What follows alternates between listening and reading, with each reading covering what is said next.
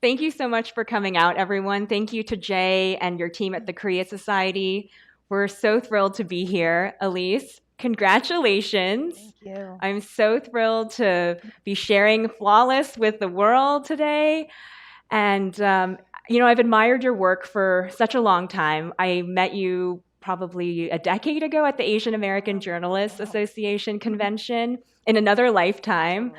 And when I moved back from Korea in 2013 and started following your work when you moved there in 2015, I felt like your work, your reporting was this very essential lifeline back to this place that I knew and loved so well. So it is such a joy and a pleasure to be able to celebrate Flawless and your wonderful hard work. Well, thank you, Hannah, so much. And thank you to the Korea Society for hosting this event.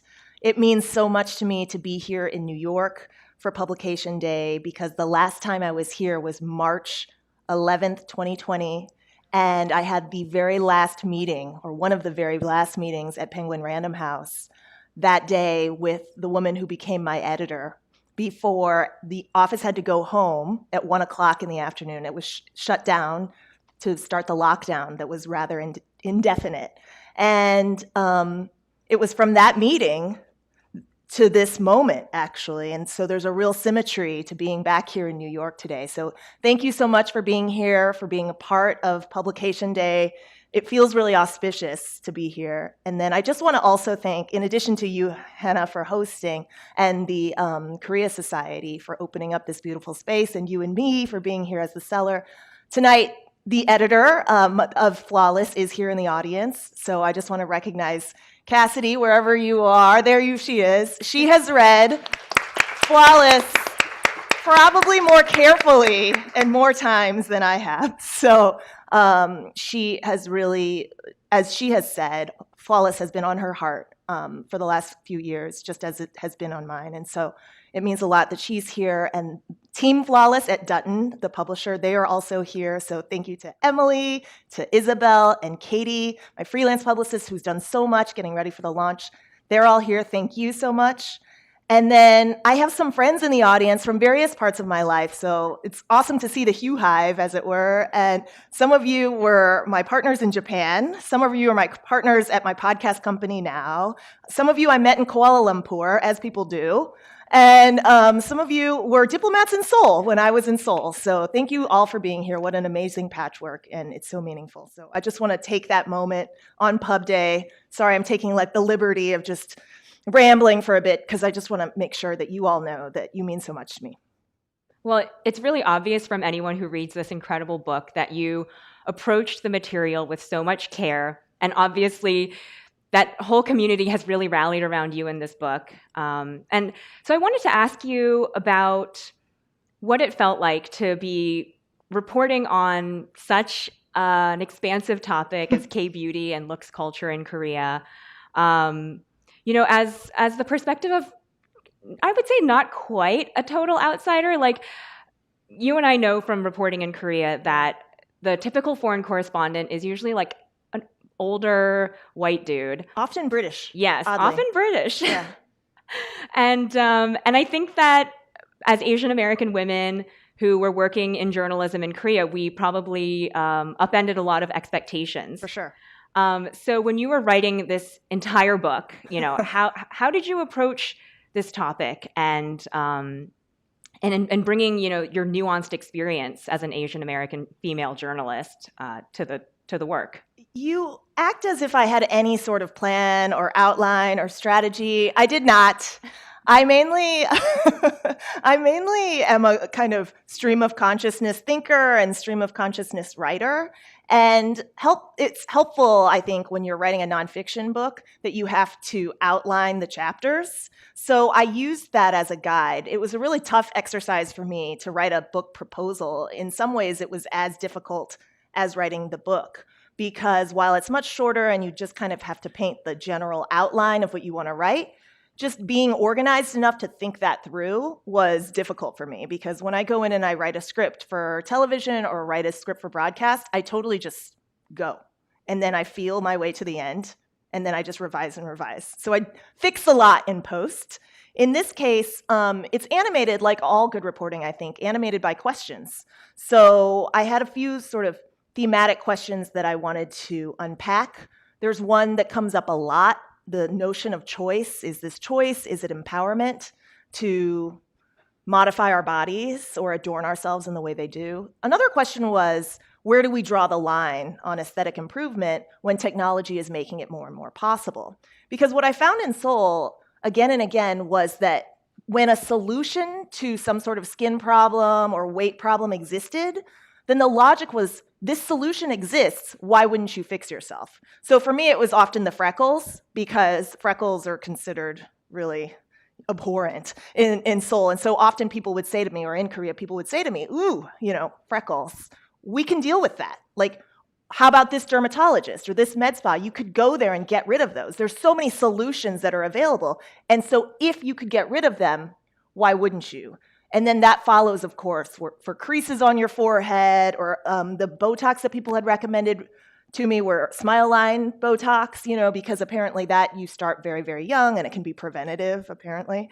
I don't know if any of that's true, that Botox can be preventative, but because you just go back again and again and again, right? So the other big question was sort of like how much aesthetic beauty means to us and how much it has become a currency in society.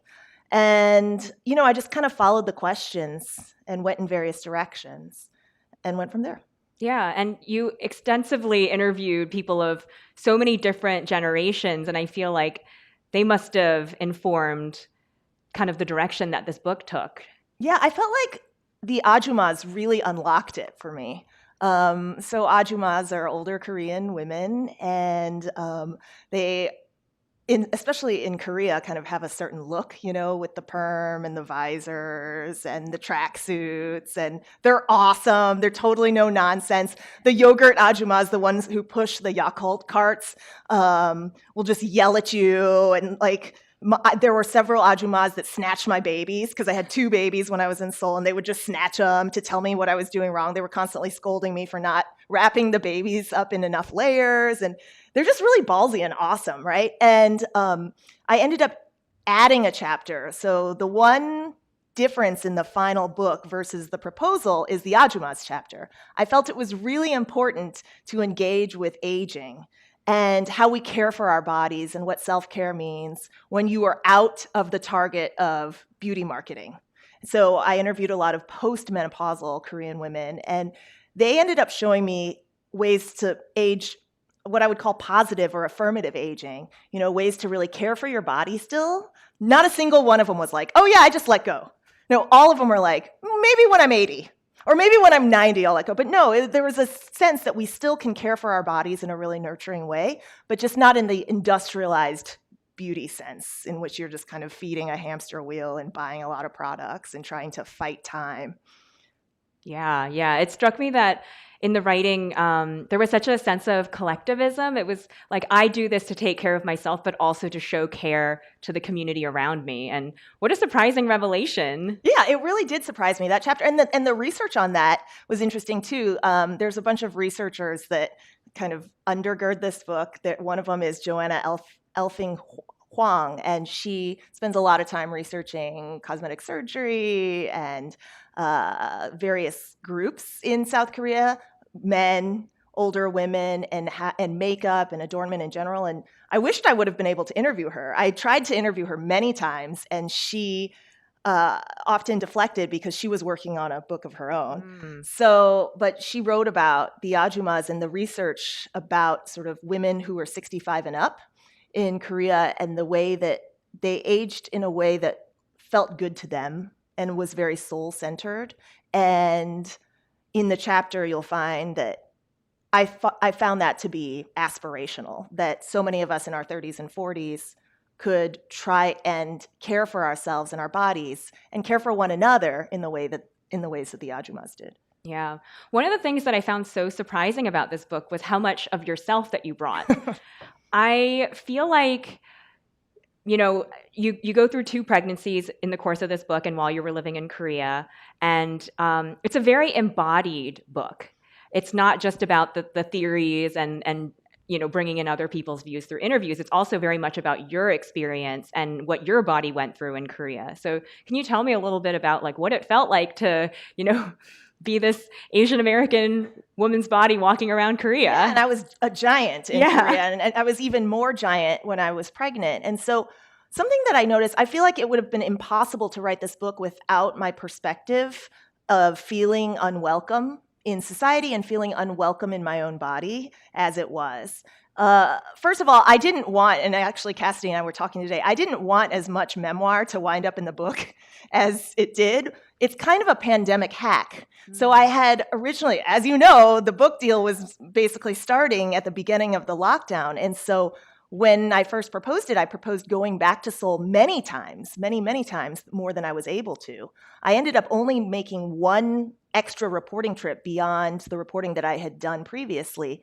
And I did it in the fall of 2021 under extreme bureaucratic difficulty. I had to get an exemption from the 14-day mandatory quarantine in Korea that had been going on for 2 years, I think, by that point. And so I didn't get to do as much boots-on-the-ground journalism as I would have liked. And I did a lot of interviews by Zoom in order to get to the hundreds of women spanning the ages of 70 to 73 that were interviewed. But as a result, I felt like this book would have come off as rather heady and book reporty had there not been more narrative to kind of carry you through as a thread. And so that narrator had to be me. And so that meant there were more stories about me and my impressions and my teenage modeling and my labor story of Isabella's in there. And I'm really glad that it's in there now because it ended up being a lot of what people have latched onto as I've been interviewing or I've been giving interviews about the book. Yes. But it was difficult for me to get personal and feel kind of exposed.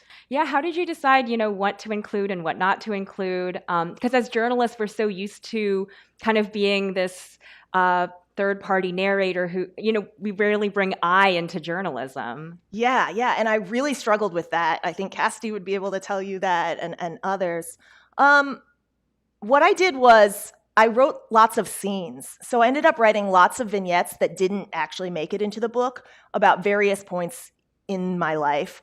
And some of them were really obvious. Like there's a subway scene in which I was postpartum and my arms were out and my shirt was kind of low and people were like moving away from me on the subway because I was exposing too much and I was large. And then some of the ones about the freckles and then the cabbie asking me if I was a virgin. All this is in the book. Clearly you have to buy the book. It's got everything. But a lot of those, they just started out as little scenes, little patchworks and then they came together in a patchwork. And ultimately, I wrote more than we needed and then just dropped them when they didn't fit. So I guess I overwrote and then fixed it in post. As you do. As I do. As you do. Yeah, one of the beats that you've covered over the years is the future. Mm-hmm. And I feel like that was so relevant in Flawless. When I was living in Korea, I felt like I would see trends that would become really pervasive in Seoul. And then when I would come visit my friends back in the States, I would notice, oh, this is starting here. So I kind of feel like this book has this appeal way beyond just Korea watchers or Korea fans because it's kind of this view into the future. So how did you know how to bring that perspective into this book? And had this book not taken 3 years to come out, it would have seemed really futuristic. Now it's only sort of near future. But at the time, I remember somebody was saying to me or has said of the K-beauty industry that it's not just a few years ahead when it comes to R&D and innovation and new products. It's 10 years ahead. And so the beauty industry itself has always been first and prioritized being first, whereas other big beauty companies like L'Oreal, Estee Lauder have really focused on being the best and having the most market share. And so there's a difference there. And then the other dynamic, of course, is that we don't have K-beauty and we don't have the ideal Korean women without K-pop and K-drama and the Hallyu wave in general, right? Korean pop culture that's so visual. A lot of people who talk about K-pop say that it's as much a visual medium as it is a musical medium. And so K-pop, of course, is especially innovative when it comes to targeting its audiences and then really developing a market or trying to reach various markets specifically. Like, this is what we're going to do for the Thai audience. This is what we're going to do for the Japanese audience. This is what we're going to do for the Indonesian audience. And that kind of aggressive R&D and aggressive market research is also guiding K-beauty, which makes it kind of ahead. But there's two strands of technology that I talk about in the book that I think are really important for us to think about as we think about aesthetic norms going forward. One of them is that more and more we are falling under a technological gaze or a machine-driven perspective. So we're all familiar with the male gaze, and that's how women are supposed to perform for the eyes of men. But more and more, that male gaze is feeding into algorithms and how we're supposed to perform to get the most engagement and likes on screens.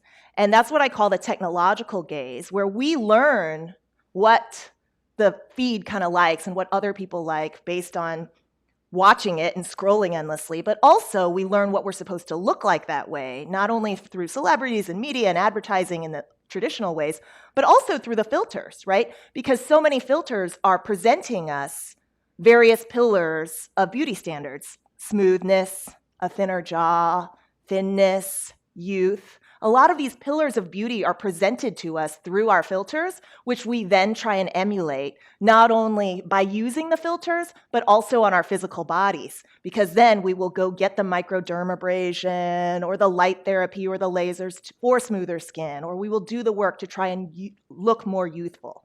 And so it's this kind of digital self leading the physical self and leading the meat space self. So that's kind of one dynamic of technology that I saw in Seoul that we talk about in the book. The other is the technology of self-improvement, which I alluded to in the beginning. If the solution for whatever your so-called problem exists, then why not upgrade yourself? So this was true for all sorts of different things. You would essentially see the invention of problems. The V-line surgery, which comes up in the plastic surgery chapters. So the V-line surgery came out at the beginning of the 2010s, and it was popularized largely by celebrities who were getting this surgery from doctors who were starting to do them because they were sort of identifying the ideal face as one that had a thinner, more feminine jaw. But they were also wanting more work to do because there was a glut of doctors in the plastic surgery arena in Seoul around like 2007 to 2010-ish. And so this was kind of a supply creating the demand problem, in which once the doctors identified the problem of your wide jaw, they could break it for you and fix it, because this surgery does involve breaking the bones of your jaw and kind of shaving them down. And then celebrities did it more, which then fed a standard, and then people followed the celebrities, and then this became like one of the most popular facial surgeries in Korea over that decade. Now there's many ways to achieve a thinner jawline, of course, that don't require jaw shaving, like buccal fat removal, which you're now seeing in the United States, which is the hot, facial procedure in the United States. And so that's just another way that I think Korea leads, but also this idea of technology solutionism is showing up on our bodies. Yeah, I'm so glad that you brought up plastic surgery because I feel like it is a really misunderstood part of Korean society. You write about it in such a nuanced way. I think that many people are under the mistaken assumption that a lot of Koreans are going under the knife to go Anglo was a phrase that you used in the book, which has been seen in news outlets like all throughout the 90s and early 2000s. But can you tell me about kind of the research that you did that really debunked that concept of going Anglo and that being the end game of plastic surgery? I would just say it's a huge misunderstanding and it's a misread that anybody in Asia is trying to look like anybody in the West, and that half of all Asians have double eyelids, for example, double eyelid surgery to get that crease above the eyelid. If you don't have one, there was a lot of talk in the 90s press that this was an attempt to look more Anglo or look more white, but really, and ditto for the rhinoplasty, nose jobs. But really, what I found when I talked to Korean women and then talked to many, many cosmetic surgeons is that usually what people are influenced by when they seek cosmetic surgery is to look like a better version of themselves, but B, aspirationally, the people around them. So you're most influenced by your own local community or your region. And half of all Asians actually do have double eyelids. So it was, I don't know, I felt like it was a real sort of Western misread in the first place to assume that anybody wanted to look Western when you could also say you wanted to look more Chinese, or you wanted to look more Korean because they also have double eyelids, right? Or we also have double eyelids. But plastic surgery, we can't ignore. It's a very tangled knot because plastic surgery comes out of war, right? Yes. It was originally born out of fixing disfigurements from combat. And the only reason there was war, the only reason there was plastic surgery was because there was war. And the only reason there were American surgeons in Korea was because America was occupying Korea, frankly, right? And for a long time. And David Millard, who I write about in the book, is this Marine surgeon who had very complicated, to put it kindly, ideas about trying to help Korean women appeal to the gaze of male soldiers. Sex workers. Yeah, he operated and gave double eyelid surgery to sex workers who were servicing mostly American GIs on the base. So it's tied to war, it's tied to colonization, and we can't sort of separate those things. But now, 70 years on, Korea's plastic surgery industry is the most developed in the world. American surgeons go there to study what Korea is doing. The advances are next level. And then there are more plastic surgeons per capita in Korea than anywhere else on the planet. There's no other country that comes close. Not Brazil, not the United States. There's 4 times more plastic surgeons in South Korea per capita than the US. So it's just really astounding how much that market has grown. Yeah, it's truly astounding. And I feel like you get into the business side of it in such a fascinating way. You're able to weave in all of these different threads, and the result is such a compelling and surprising narrative. I mean, there were things that as I was reading this book, I was like, oh my God, this is real. Like in the green room, Elise and I were talking, and I remember being in Korea eating lunch with my coworkers and having somebody say, oh, those K-pop stars get injections in their legs so they look like that. And I was like, oh, that can't be true. But sure enough, it's in the book. Yeah, so the most popular region for Botox is the face, of course. But the second most popular region are the trap muscles, the trapezius muscles, like at the base of your neck, so that you can relax that muscle there so that your neck has the appearance of looking longer and thinner. And then the third most popular region are your calf muscles, so that you're thinning out your calf muscles to give the appearance of longer legs. And there's this whole segment of the book, or part of the book, as we talk about Hallyu and the production and the exporting of Korean culture and the flexing of Korean culture around the world, as we've seen, that where women's legs kind of get weaponized. They're used as a showpiece for Korean visuality and Korean beauty. And there's ideal ratios for legs in the way that there's a perfect V line for your face and a perfect, X line for your waist. Women's body parts kind of get alphabetized in problematic ways, but there's a perfect ratio or ideal ratio for your legs of 5 to 3 to 2. So that's thigh to calf to ankle. That should be the correct proportion. But the more you assign these scientific numbers to beauty or our bodies, the more you're assuming that our bodies are malleable like clay and that we're supposed to change them and that you can. And that's so problematic when I think so much of all of us in this moment in capitalism that we're living in feel as though our appearance is a matter of personal responsibility. That if you don't do some work on your appearance to be presentable, then somehow you're not working hard. And that I only saw in a pretty amplified way, but I think that's true universally, and it's really difficult to untangle. Yes, absolutely. I'm just getting to my last question, so folks, please start thinking about your own questions for Elise. But one of the things I wanted to end with was that you aren't just reporting these facts and findings about Korean beauty culture, you're also pushing up against it.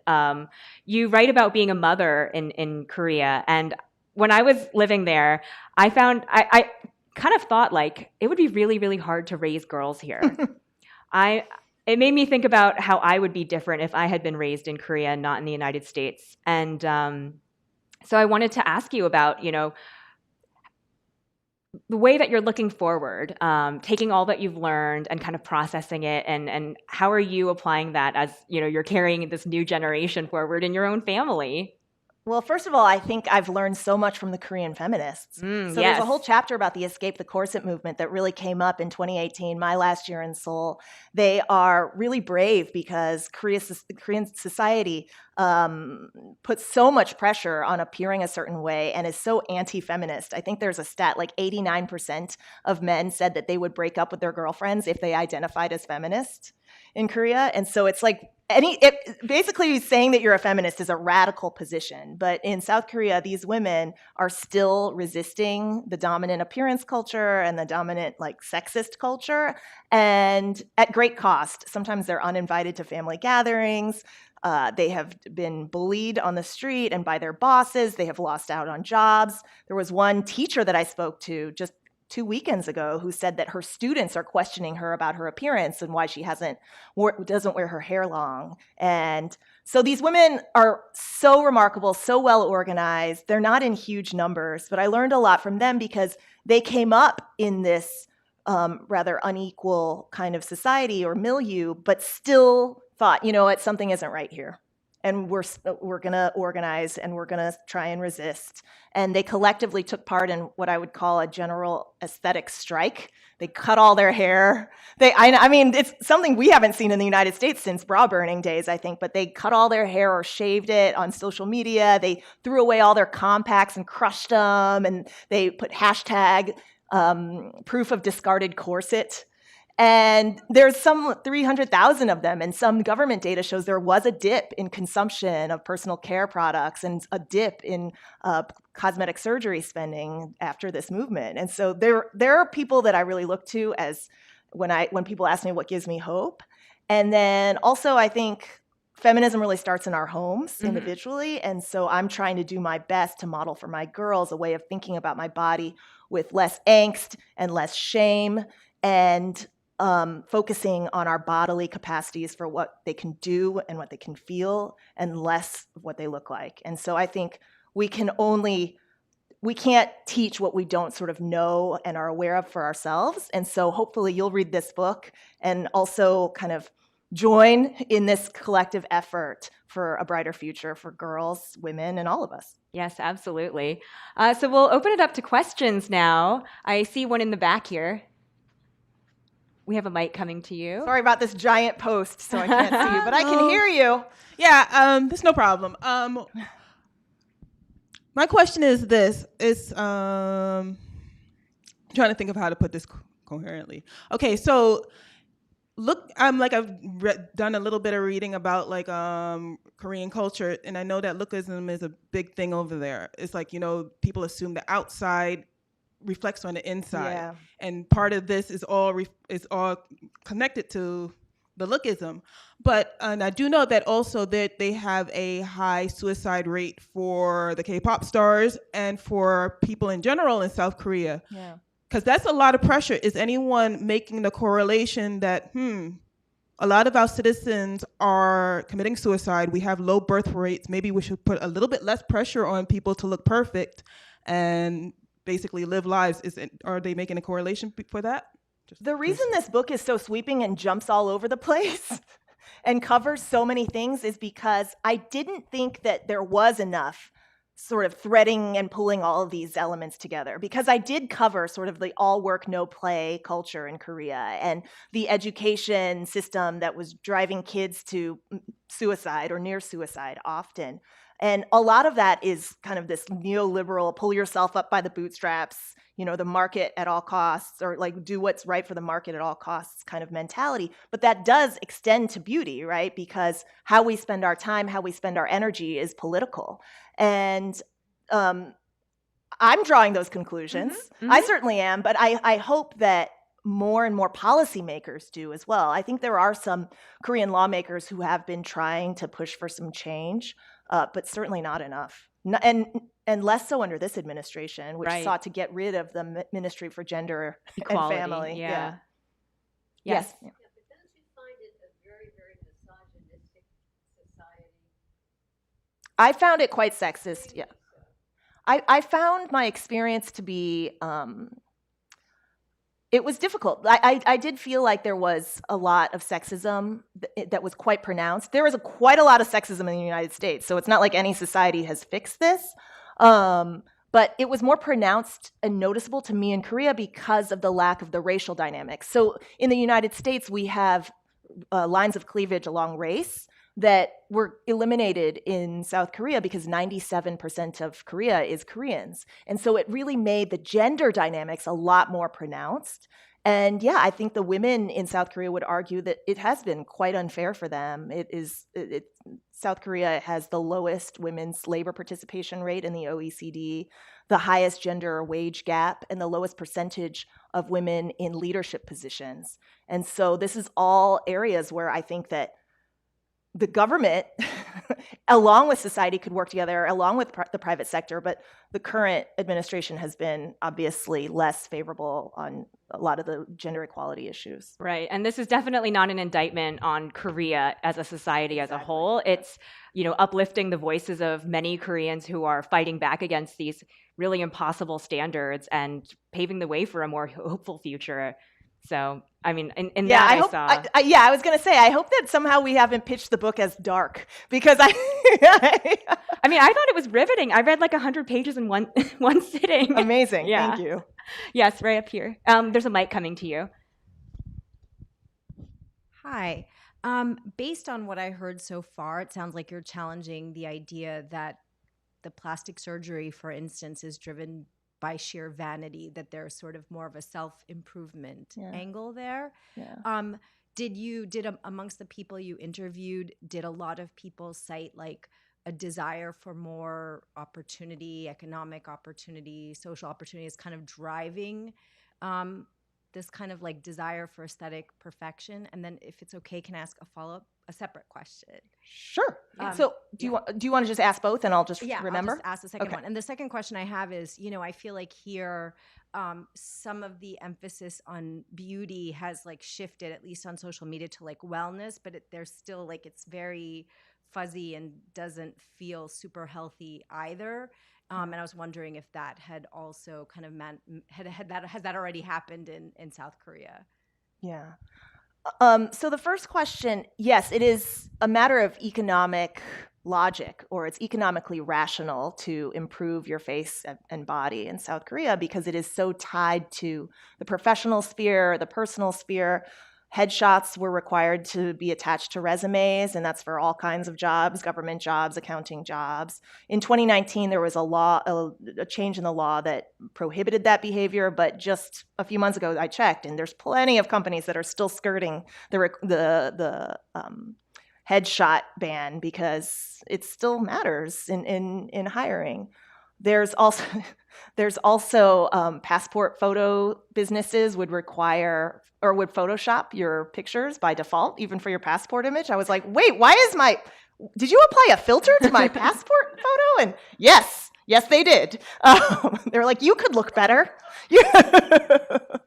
What's with your jawline? But and then a lot of Koreans still date with matchmaking services, and the matchmaking services are really interesting. They have something called specs. So in the same way that you would use the term specs for your laptop or your phone, specs for people. And a lot of those specs, in addition to kind of your education and who you know, some of those specs have to do with your looks. So it'd be height, it would be weight, it would be bra size, if you have a certain degree of cuteness, your hairlessness, your clothing size. Those are all taken into account for dating. And so, yeah, of course it matters that, and of course you would, under this logic, of course you would want to improve your appearance. But just as I was saying today in an interview, I don't think the proper response to homophobia is to make everyone straight. And I don't think the proper response to racism is to make everyone white. And just as I think that, I don't think the proper response to lookism is to make everyone pretty by whatever the standards are of the day. And I think that we're seeing that in the States with Ozempic. So Ozempic is the weight loss drug that is originally for those with diabetes, but now apparently the Kardashians are using it, and there's lots of off-label use of Ozempic. And one of the arguments that you're seeing is like, well, if weight and fatness doesn't have to be a problem, then we could just eliminate it as a problem and everybody could be skinny, then why not? And I think it's because it's problematic. It's marginalizing for all those who aren't on Ozempic or who are never going to fit or who are never going to have the right bodies. But it also creates a sense of anxiety and exhaustion for the rest of us who will always have to keep up with a certain size ideal in order to matter or in order to get jobs or in order to get dates. I mean, that's not a future that I want to live in. No. And the point you really hammer home in the book is, this idea of acceptance of different types of bodies, and acceptance of your own body and gratitude for all that it can accomplish. And so I feel like that is a really important point that you've made in this book. Yeah, we've pretty much covered the whole book now. Now I feel like you're not going to want to read it, but no, there's so much more. Yeah. In the back. Should we? Did you want to? Oh, let's wait for Mike. Yeah. Okay. Thanks. I was fortunate enough, thank you, editors, to get an advance copy of the book. Oh, great. So I've read it. Fabulous. But don't have your computer next to you because you will be on Style Valena, Amazon, whatever, buying every product that's in there. So a couple of dichotomies that I wondered if you could address. The idea of Koreans' products as both timeless and innovative. As a marketer, I find that such a hard message to get across, and yet it's so endemic in the products that when I put on a ginseng product, yes, I have a whole bag here because, I took a walk while I was waiting for this event and wound up at Sephora. No, actually, face shop, but anyway, right into K-Town. When I put on a product with a lot of ginseng, it reminds me of my friend's Ajumas. It smells exactly like her, and that to me is timeless. But yet the ingredients in there are very innovative and they're cutting edge, and they are, exactly what I should be using. And those two things together are very hard to put into a marketing message. Yeah. But also, when you think about K-beauty products, they bring softness to your skin. They are all about restorative. So many American products are about exfoliation and being harsh to your skin. And K-beauty is about, restoring that moisture barrier, the hyaluronic acid. You can tell I'm a little obsessed with skin. But just bringing that softness back to your skin. And, that doesn't necessarily add up with the plastic surgery all the time, but that message of it's about restoring your skin and bringing that kind of peace of mind back to you. How do you kind of marry those things together, if you will? I think we have to hold dualities all the time, and what K-beauty marketing does really well is lean on the traditional heritage ingredients, green tea, red ginseng, mugwort, a lot of the things that you see, like, oh, these are ancient medicinal properties that we have used since the earliest dynasties. But then also we have the most advanced R&D, and look at the science, and and this is so futuristic. And I think somehow it works in the aura of K-beauty, right? Because you kind of understand, while I'm using this very ancient ingredient that has been used for millennia, it has also been rigorously tested to prove what it can do for you in really effective ways. So I think whatever they're doing is working. It's old versus new, or it's old and new at the same time. And I haven't talked about this, but one thing that I do in therapy is actually I go to a Jungian. So Carl Jung, I don't know if any of you guys are into Jung, but I go to a Jungian, and Jung's whole idea is about kind of the study of opposites often, and like holding dualities to find kind of a third. And I really applied that to a lot of my thinking about beauty and these questions, and just trying to seek, even in leaning into the duality, trying to seek understanding by leaning into it. And hopefully that comes out, because I really vacillate in the book. So I find it really fun and engaging to use beauty products, to test them out, to have the touch of body workers, whether it's nails or facials. But then I also do think that there's a fine line between doing that and celebrating beauty work and then falling into a hamster wheel and a trap of, neoliberal ideas, and I write about that too. And so just in trying to balance those and understanding them, hopefully a third can emerge. And it did for me, and hopefully it will for you too, because we all have to find our own sweet spot. Yes, absolutely. There's so much self-reflection in here, and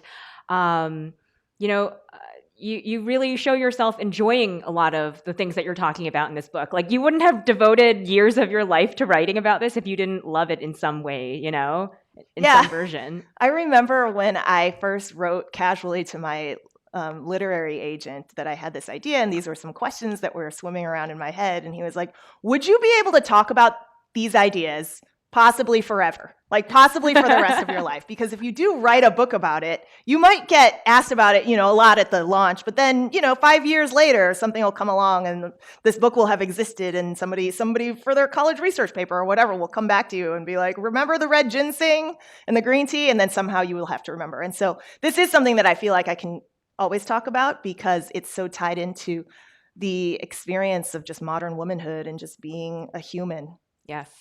Absolutely. More questions. Yes, I see hands up. Let's go to the okay. Yeah. Hi, Rufus. Good to see you.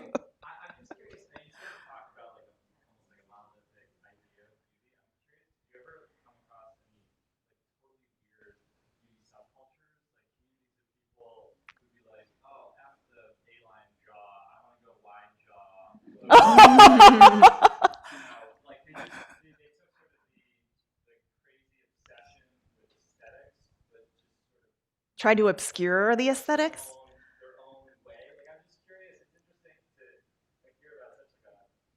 Specific look, right.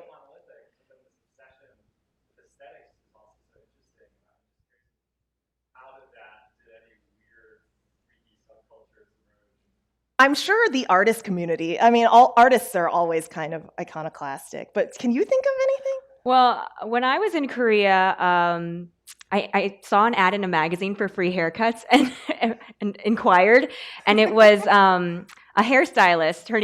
Her name is Marie, who's Korean, and she was actually trained in the Vidal Sassoon method, where your whole point is to emphasize your bone structure and really just celebrate what you have.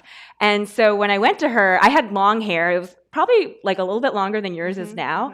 And she said to me, "You have a very strong jaw, and most Koreans would try to hide it, but we're going to accentuate it." So she's the one who gave me this haircut. But so Hannah is the one. I would say Marie. Marie is the one. Oh yeah.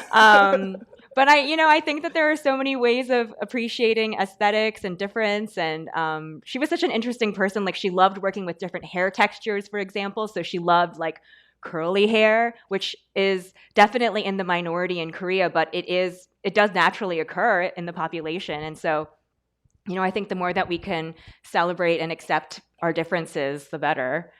Subcultures, though, and an entire subculture that wanted a wider jaw or wider noses or darker skin? No. Yeah. I have a shameless plug. We have another program on Thursday evening, which is titled Make Break Remix, which is all about K-style and which is all about subculture. So if you like to come back Thursday evening, there's that. Tie-in. But we should go to the next question. Oh, yeah. Okay. You wanted to ask. Hey, Elise. Hi, Wolf. Super cool. I have a question.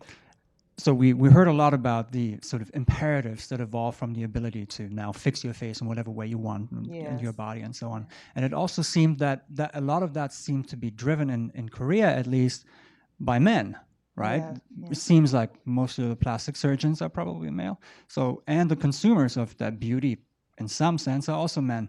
I wonder, do men also go under the knife? Yes, and do more we feel and the more same so. pressures? Yes, so more and more Korean men are getting subsumed by the pressure to look good or look like the reigning beauty standard of the day. 13%, roughly 13% of all male skincare products that are sold in the world are sold to South Korean men. And there's actually this great scene in the book where I talk to this guy named Grumman, which is not his real name, it's his stage name, and he's a YouTuber. And he details what he does for his skincare routine. And we should find it because it's ridiculous. He goes through all the things that he does, all the way down to getting his face waxed like multiple times so he doesn't shave it. And then he's like, but you know, this is probably a little bit less than average, you know? Like he assumed that everybody was doing like 16 steps as he did. And so skincare is getting more and more popular for men. More and more men are going under the knife. Just within the last 10 years, the stats have really gone up, and there's specific numbers there in the chapter on men, which is called Of Marketing and Men.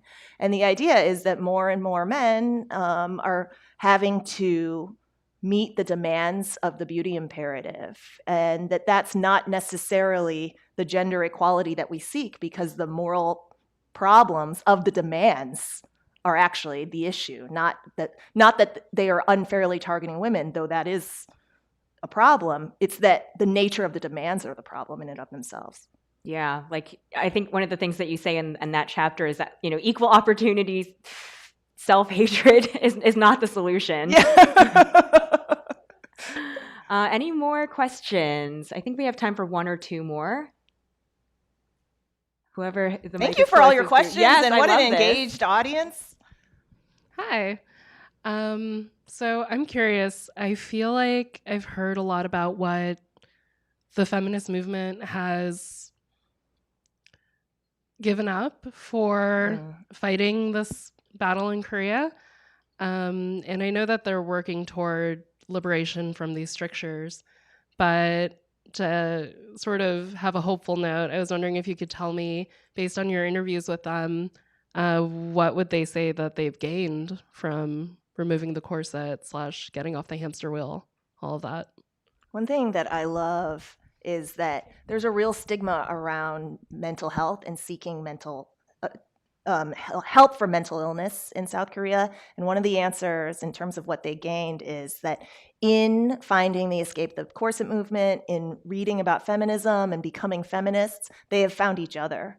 And in finding each other, they have found community. And in finding community, they have found a way to work through a lot of the pressures that they were feeling, and find kind of therapy on their own, you know, with one another. And that finding community has been the exact kind of care that they were seeking. And so one of the messages by the time you get to the end of Flawless is that when we think of self-care, that I would actually like to see self-care be rooted in care for one another, because none of us are islands. And actually, and as exemplified by the crowd here today and all of you who showed up for me, that we have the most fulfilling lives and most rewarding, full lives when we lean on each other and we ask for help. So thank you, and thank you for showing up when I asked you for help by coming out here tonight. Yes. So we're going to go to the back. Thank you. Very interesting topic. We spoke earlier a little bit about subcultures, so I'm curious to know, in your research, did you come across or did you have any interaction with members of the LGBT community and the impact that this flawlessness or this desire to be flawless, the impact it has on members of the LGBT community? Yeah, I made it a point to speak with transgender women in this book because South Korea is ridiculously difficult and discriminates against the LGBT community in a way that is rather shocking. And it's because of the evangelical community. And so this year even, the Seoul City Hall, after years and years of having this really awesome Pride Festival, did not grant a permit for the LGBT Pride Parade and Festival, which really broke my heart. And I have some friends here that we can chat about it afterwards who know more about it. But the transgender women I talked to really stand in solidarity with the cisgendered women, because they said the exact same thing, which is that when we feel appearance pressures, that those appearance pressures cut across everyone. And it's actually more dangerous for trans women not to appear more femme, because it's it's a matter of bodily safety and being able to be safe in your own body. And so they actually have to pass or do the work to pass often, even if they wouldn't want to. Yeah. I really appreciated all those different perspectives that you brought to this book and your reporting, Elise. One last question. Make it an easy one. Anybody want a K-beauty tip? Hi, I'm a K-beauty content creator. Cool. So kind of like going back to like the YouTube thing. Yeah. So one thing I noticed when I am working on content and talking to marketers is that the difference between communicating with US brands versus Korean brands is that Korean brands, they don't expect me to only talk about the good things. Like they're willing to have me kind of like bash them or just be very as honest as I can. Yeah. Whereas when I work with US brands, it's always like, here's a guideline, a list of things you should say in your videos.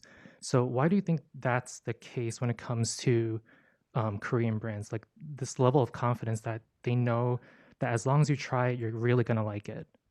There's a certain norm around being really honest with customer feedback because K-beauty as an industry is so saturated. There's something like 8,000 or nearly 9,000 K-beauty brands right now for a country with a population of 50 million and that can fit in the space between Los Angeles and San Francisco. That is a huge number of players in a relatively small population.